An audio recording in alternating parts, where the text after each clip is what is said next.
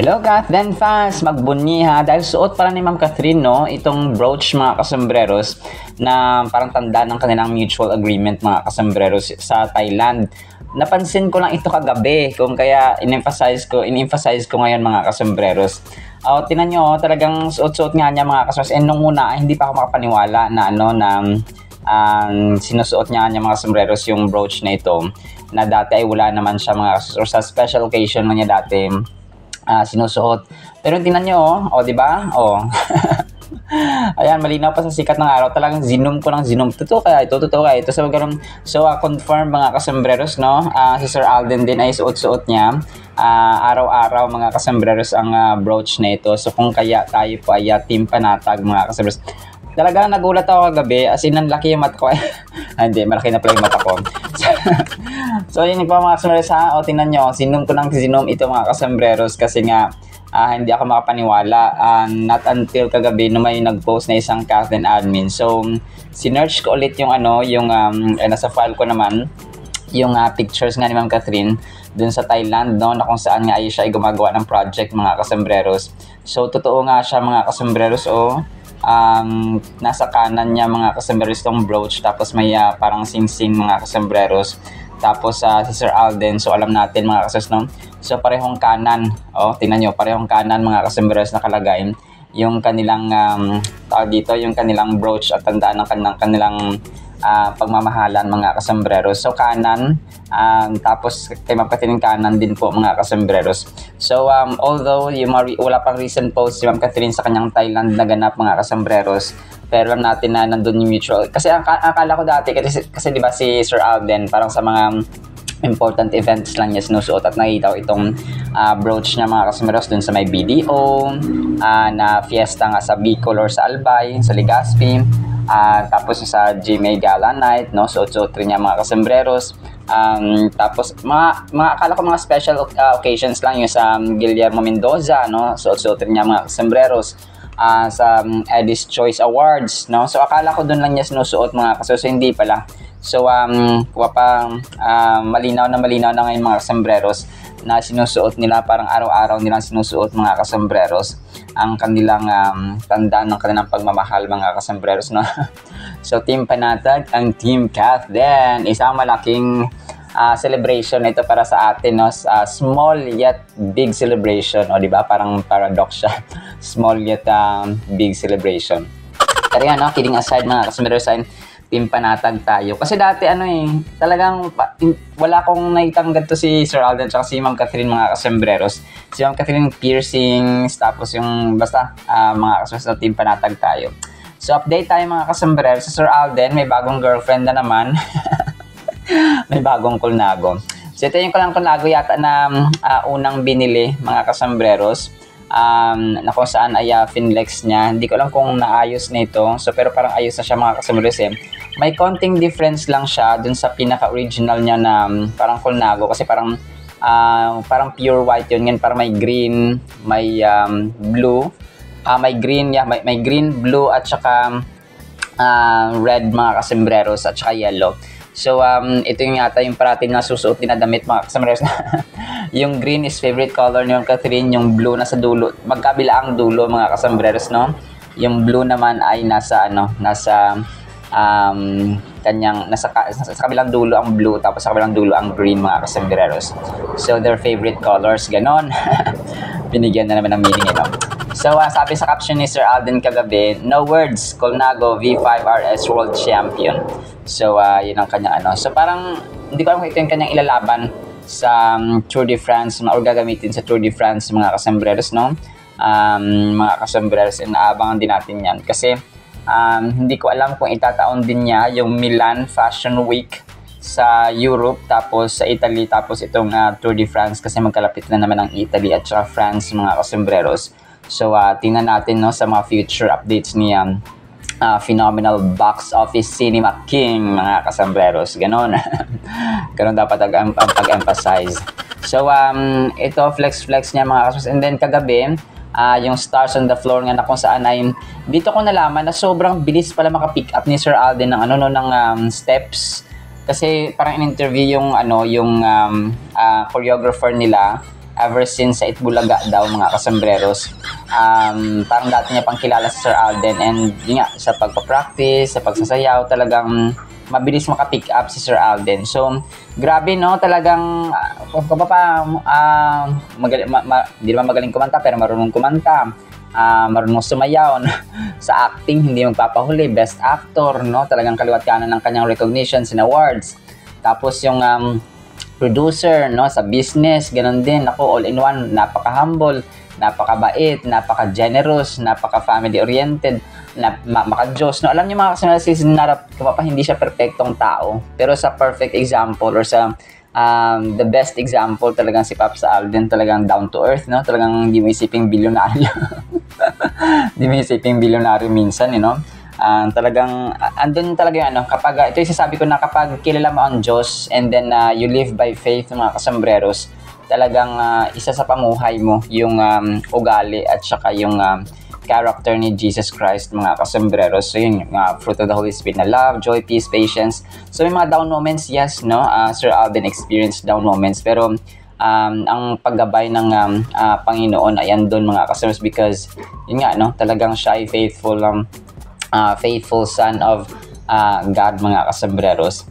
And then next item natin, so si Ma'am Marian ay inanalang surprise nila kagabi ng birthday celebration, no? Kasi nga sa August 12 pa yung birthday ni Ma'am Marian Rivera.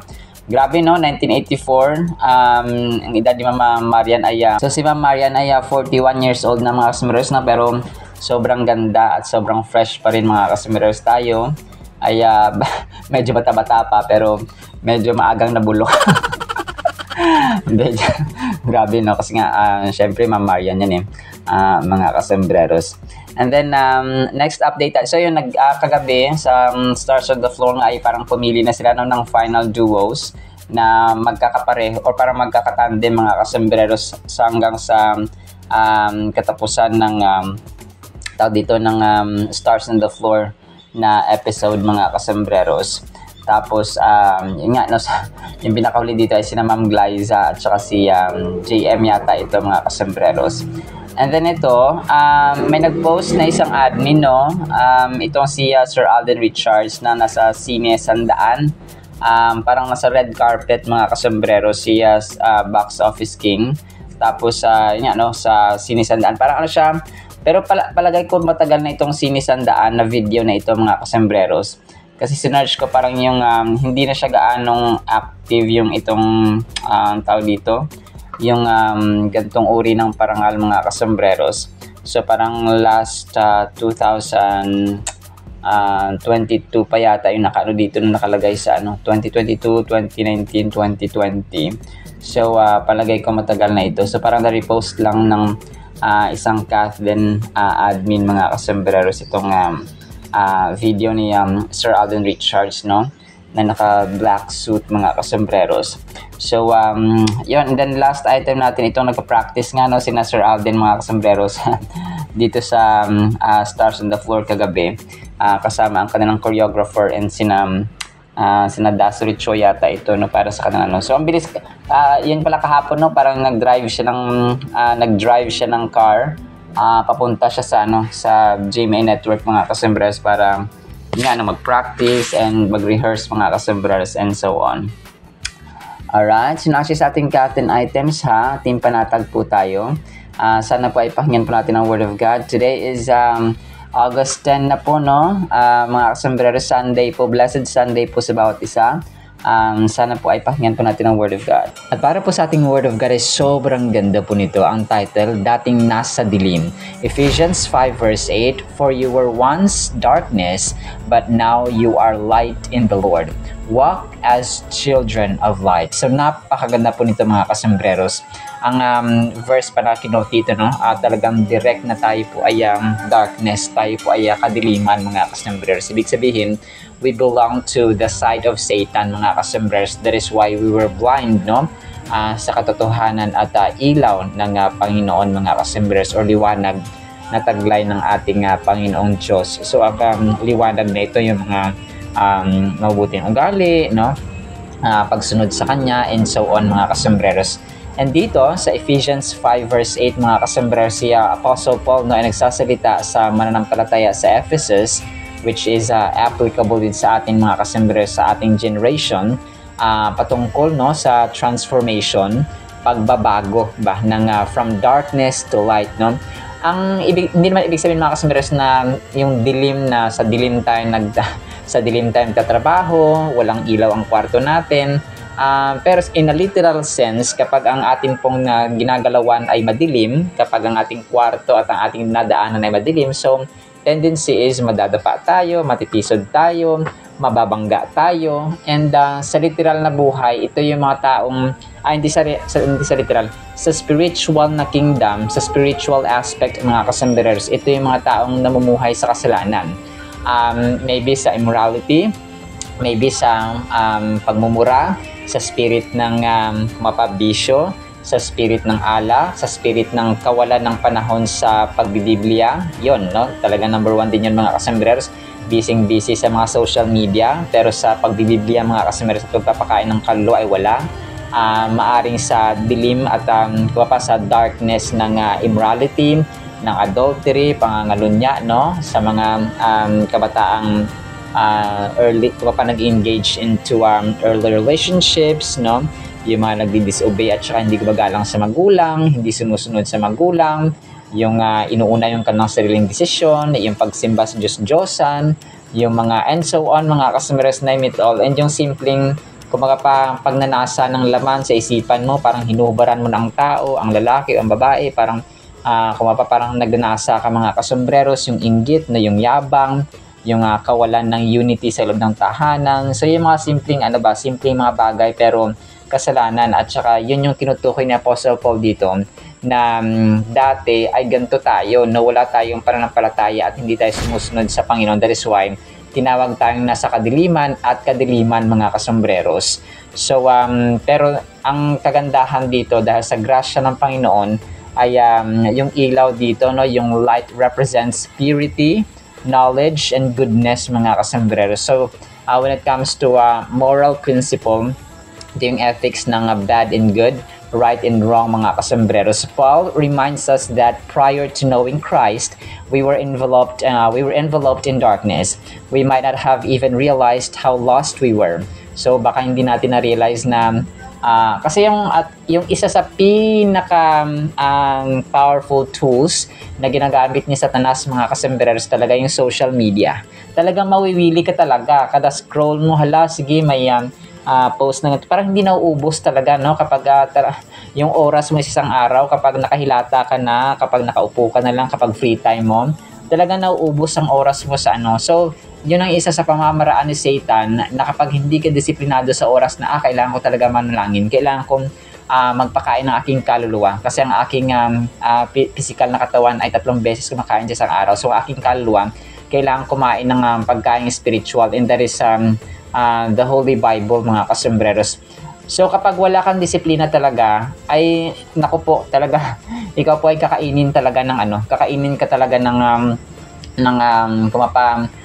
slackness ba, yung wala ka talagang panahon mga kasombreros at hindi ka maglalaan. That is why yung pananampalataya, yung pag-ibig sa Panginoon mga kasombreros, yung pagsunod sa Kanya, intentional talaga yan. Parang isang boksingero, parang isang professional na athlete, parang isang professional na actor or na artista or na influencer, kagaya na sa amin sa vlogging, kasi kailangan parang trabaho talaga ito. So kailangan may disiplina ka talaga sa oras. Kasi tayo ay hindi lang naman kath din, no? At saka salita ng Panginoon na ating tinuturo, nagtuturo rin tayo ng kaalaman as Little Kuya Kim. So talagang ako araw-araw naka-divide ng aking oras, no? May inalagaan pa tayong PWD, so sinanay na nga lang nag-aalaga, no? Kasi talagang ako oras ko sa pag-edit, sa pag-voice over, pag-ready ng salita ng Panginoon, 3 topics isang araw. Which is kagalakan ko yun mga kasombreros. Sinasabi ko lang ito as a sort of parang masabi nating good, hindi naman siya ayoko magbuhat ng sariling bangko, pero as a sort of discipline na dapat intentional, kasi si Lord nga si Lord Jesus intentional, tsaka intention niya talaga na pumunta dito sa lupa para magkaroon tayo ng salvation, para gawin yung mission mga kasombreros and to fulfill yung prophecy mga kasombreros, and ipakita, no, sa sangkatauhan sa humanity mga kasembreros na ganito tayo kamahal ng Diyos Ama na kaya niyang ibigay ang kanyang kaisa-isang anak mga kasembreros na kanyang pinakaiibig, no? Kasi kung iisipin mo, sabi sa mga Bible scholars, kayang tumawag ng Panginoon ng 72,000 na angels para paslangin ang mga Romano, no? Para paslangin yung mga nagdadakip sa kanya at saka nagpapapako sa kanya mga kasembreros kasi he's powerful, walang kapantay ang Diyos. So pero sina Archangel Gabriel, sina Archangel Michael mga kasembreros, nag-aantay sila ng utos mula sa trono ng Panginoon at mula kay God the Father mga kasembreros, pero walang response, no? Ang God the Father, He was silent, no? Kumaga pa yung trono ng Panginoon at kataas-taasang Diyos na kapangyarihan sa lahat ay naging silent mga kasembreros. The moment na si Jesus Christ po ay nakapako sa krus and He was saying, my Father, why have you forsaken me? So, pero yun po ay parang fulfillment mga kasembreros yung sinabi niya na yun sa Psalms 22. Sa Psalms 22, Old Testament po yun, si Jesus Christ ay napako sa New Testament. So, thousands and hundreds of years pa ang nakalipas. That is why Jesus Christ was just fulfilling the prophecy mga kasembreros. Hindi natin pwedeng sabihin na ito siya parang bakit pinabayaan para si God the Father pinabayaan para si Jesus Christ ni God the Father. So hindi po. It was just the fulfillment of the prophecy prophesied long time ago mga kasembreros. Ganun po katindi at ka-powerful ang Holy Bible mga kasembreros. So yun, no? Hindi niya tinawag mga kasembreros because He wanted really to intentionally do and fulfill the prophecy that was set before Him mga kasembreros and before the entire humanity. Grabe, no? Kung pa yung taong na-transform mga kasembreros na bago, yung dating nasa dilim, dating nasa kasalanan, may mga tao akong nakita na nagtestify sa mga Christian churches, no? Na dati daw mabisyo sila, dati parati silang nag-aaway ng asawa niya kasi ganito nga, no? Lulong sa ganito, lulong sa ganyan, and then may mga tao pa na talagang nagkasakit sila tapos burden na sila ng kanilang pamilya, pero nagkaroon sila ng pag-asa at nagkaroon ng ng transformation mga kasembreros when they knew Christ. So ganun ka-powerful kapag nagbabasa tayo ng Biblia. And yung sa kanya may nakita ako, napaiyak talaga ako doon. May isang testimony na nagkaroon siya ng depression, parang naging pabigat na siya sa pamilya niya. He was once a teacher, no, professional teacher. Pero naging pabigat, nagkaroon ng insomnia, lumala mga kasembreros. So to cut the long story short, naging pabigat siya, hindi na siya makatrabaho and so on. Kasi hindi na siya nakakatulog, no, 2 hours, 4 hours na lang. So pero parang nakinig siya ng isang preaching ni Pastor Peter Tanchi mga kasembreros, na isang Korean yata si Pastor Peter, no, na-interview rin siya ni Ma'am Tony Gonzaga. So yun, no, talagang nakinig lang siya, no, and then tuloy-tuloy yun mga kasembreros, nakinig siya na nakinig. So ito yung power din ng ng gospel mga kasembreros, because faith comes from hearing and hearing the word of God. So may iba-ibang storya ng testimonies mga kasembreros kung paano sila nabago from darkness to light, mula sa dilim mula sa dilim patungo sa liwanag ni Lord Jesus Christ mga kasembreros. Pero yung pinakamaganda at pinakamabuting balita doon ay nabago sila mga kasembreros and nakilala nila ang Panginoon. So tayo din po, no, huwag tayong mawalan ng pag-asa because there's still hope mga kasembreros. Tayo po ay talagang makinig at magbasa mga kasembreros ng salita ng Panginoon because it's transformative. Kung tayo po ay may problema sa pamilya, sa ating asawa, sa ating anak, hindi mo alam kung paano disiplinahin, ay naku po, sinasabi ko po sa inyo, talagang tested and proven. Naku po, hanapan niyo sila ng Christian church, no, na mag-aalaga sa kanila. Kasi doon talaga inalagaan talaga mga kasembreros yung mga kabataan, yung mga magbibisita, yung mga bagong dating, i-welcome talaga. Ang dami ng mga artista nakita ko, sila Yeng, sina Ami Austria, sina Angelo De Leon, sila Sir Piolo Pascual, sila Sir Gary V, dati pa, no? Si Samuel Biata, Christian na rin, no? Sila Ma'am Catriao na Gray, no? Christian na rin yata si Ma'am Catriao na narinig ko yun, eh. And so on, marami pa mga kasembreros. Si Sir George Gamboa, no, and so on. So dito natin makita yung testimonies na kaya mag-transform, no, from dating nasa dilim ay magiging liwanag o nasa liwanag when they know and when we know Christ, mga kasambreros. That is why read and read, mga kasambreros, ha, ng salita ng Panginoon. Salamat po sa ating Word of God, ha, no? Apo, ipagpalain po tayo ng pag-ibig, pag-asa, pananampalataya, no, na nagmumula sa salita ng Panginoon. In Jesus' name we pray, amen and amen. See you sa next segment, mga kasambreros, and paalam po.